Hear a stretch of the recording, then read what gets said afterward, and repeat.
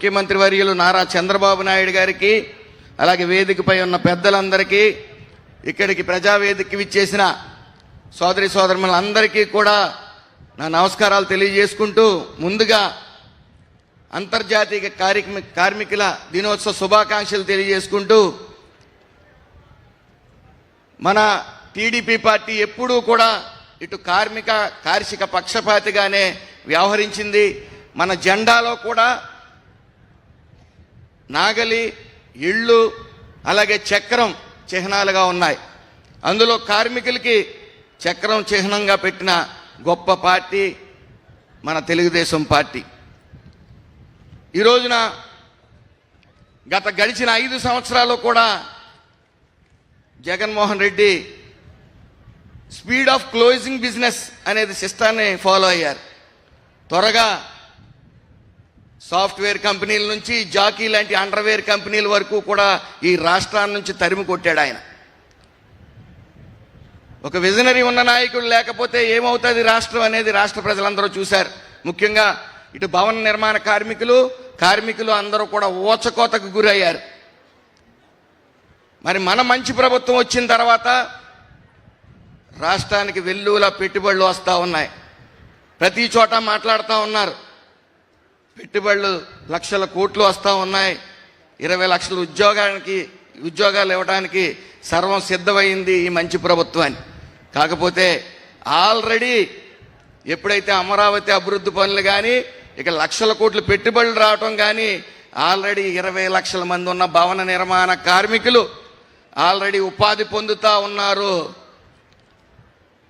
గత ప్రభుత్వం కనీసం 365 రోజుల్లో 80 రోజులు కూడా పని దొరకని వైనం, ఇటు ఇసుకని బంగారంగా అమ్మటం, అలాగే వస్తున్న పెట్టుబడుల్ని తరిమి కొట్టడం కమిషన్ల కోసం. మరి ఈ ప్రభుత్వం, ఈ మంచి ప్రభుత్వం వచ్చిన తర్వాత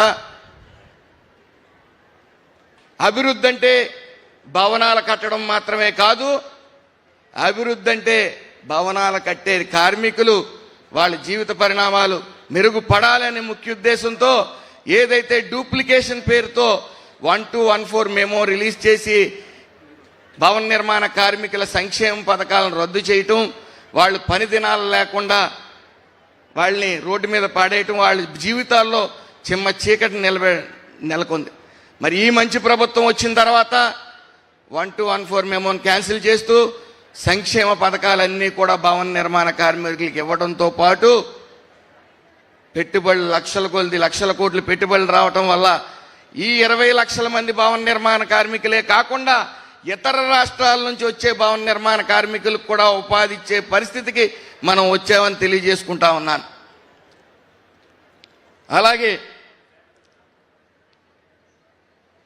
ఇంటిగ్రేటెడ్ లేబర్ ఎమ్యూనిటీస్ సెంటర్ అనేది ఒకటి ఈ రోజున పైలట్ ప్రాజెక్ట్ కింద 5 నగరాలను ఎన్నుకోవటం, మరి గౌరవ ముఖ్యమంత్రి వర్యులు నారా చంద్రబాబు నాయుడు గారి ఆదేశాల మేరకు 15 పైలట్ ప్రాజెక్ట్స్ కింద 15 నగరాల్లో చేయమని చెప్పడం జరిగింది.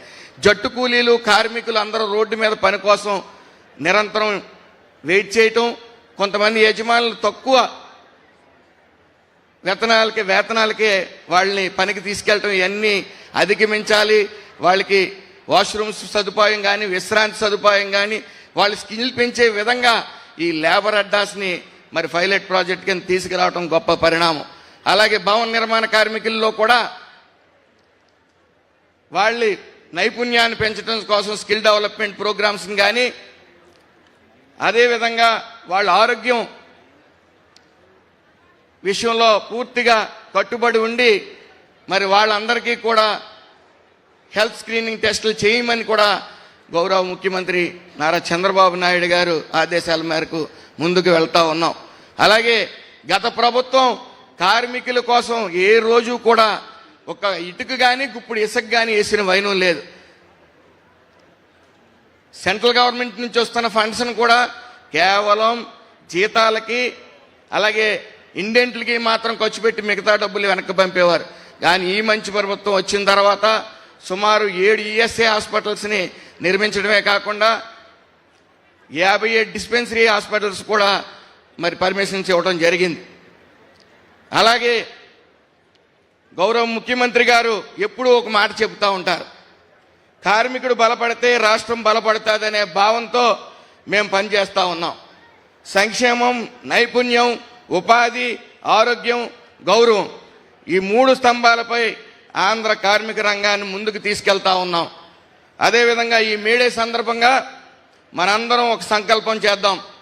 ప్రతి కార్మికుడు గౌరవంగా జీవించే, ప్రతి కుటుంబం భద్రంగా ఉండే, ప్రతి యువకుడు ఉపాధి లభించే సువర్ణ ఆంధ్రప్రదేశ్ నిర్మాణానికి 24/7 శ్రమిస్తున్న నారా చంద్రబాబు నాయుడు గారు, పవన్ కళ్యాణ్ గారు, లోకేష్ గారు అడుగుజాడల్లో మనందరం ప్రయాణిద్దామని తెలియజేసుకుంటూ, అలాగే కోట్ల మంది కార్మికులకు సేవ చేసే గొప్ప వరాన్ని నాకు ప్రసాదించిన నారా చంద్రబాబు నాయుడు గారి శిరస్సు వంచి నమస్కారాలు తెలియజేసుకుంటూ అందరికీ నమస్కారం. ధన్యవాదములు సార్. బలమైన కార్మిక శక్తి ఎల్లప్పుడూ బలమైనటువంటి ఆర్థిక వ్యవస్థను నిర్మిస్తుంది అనే దృఢ సంకల్పంతో మన గౌరవ ముఖ్యమంత్రి వర్యులు గౌరవనీయులు శ్రీ నారా చంద్రబాబు నాయుడు గారి యొక్క విజన్తో చక్కటి పథకాలను మన కార్మిక సోదర సోదరీమణులకు అందించడం జరుగుతోంది. మరి ఈరోజు మేడేని పురస్కరించుకొని వారి చేతుల మీదుగా పురస్కారాలు అందుకోవాల్సిందిగా కోరుతూ, ముందుగా శ్రీ కె రామకృష్ణ గారు, ఐటీసీ, చీరాల, బాపట్ల జిల్లా, వారిని వేదిక మీదకి రావాల్సిందిగా కోరుతూ, గౌరవ ముఖ్యమంత్రి వర్యులు గౌరవనీయులు శ్రీ నారా చంద్రబాబు నాయుడు గారి చేతుల మీదుగా శ్రమశక్తి పురస్కారాన్ని అందుకుంటున్నటువంటి ఈ శుభ తరుణం, పెద్ద ఎత్తున మీ అందరి కరతాళ ధ్వనుల మధ్య సోదరులు వారికి శుభాకాంక్షలు తెలియజేద్దాం. ఉత్తమ కార్మికులుగా పురస్కారాన్ని అందుకుంటున్నటువంటి ఈ శుభ తరుణం మేడే పురస్కారాన్ని అందించడం జరుగుతోంది. మన గౌరవ ముఖ్యమంత్రి వర్యులు గౌరవనీయులు శ్రీ నారా చంద్రబాబు నాయుడు గారికి ప్రత్యేకమైనటువంటి ధన్యవాదములు తెలియజేస్తున్నాం. తదుపరి శ్రీ ఎస్ పోతురాజు గారిని ముందుకు రావాల్సిందిగా కోరుతున్నాం. Please come forward sir. Shri S Poturaju గారు, Ramco cements limited, Jaggayyapeta, NTR జిల్లా, వారికి ఈ సందర్భంగా ఉత్తమ కార్మికులుగా పురస్కారాన్ని అందించడం జరుగుతోంది. మన గౌరవ ముఖ్యమంత్రి వర్యులు విజనరీ లీడర్ గారు గౌరవనీయులు శ్రీ నారా చంద్రబాబు నాయుడు గారి చేతుల మీదుగా శుభాకాంక్షలు తెలియజేస్తున్నాం సార్. తదుపరి శ్రీమతి పిల్లా జ్యోతి గారిని వేదిక మీదకి రావాల్సిందిగా, పురస్కారాన్ని అందుకోవాల్సిందిగా సాదరంగా ఆహ్వానాన్ని తెలియజేస్తున్నాం. 1947 INC company, Bommaluru village, Krishna జిల్లా, శ్రీమతి పిల్లా జ్యోతి గారికి శుభాకాంక్షలు తెలియజేస్తున్నాం. మేడే సందర్భంగా ఉత్తమ కార్మికులు అవార్డుని అందుకోవటం జరుగుతోంది. శుభాకాంక్షలు మేడం. తదుపరి శ్రీ ఎం రవికుమార్ గారిని వేదిక మీదకి రావాల్సిందిగా కోరుతూ సాదరంగా ఆహ్వానాన్ని తెలియజేస్తున్నాం. Please welcome sir. Rayalaseema high strength hypo limited Kurnool నుంచి ఎం రవికుమార్ గారు అవార్డుని అందుకోవటం జరుగుతోంది. శ్రమశక్తి పురస్కారం మేడేని పురస్కరించుకొని ఉత్తమ కార్మికులు అవార్డుని అందించడం జరిగింది.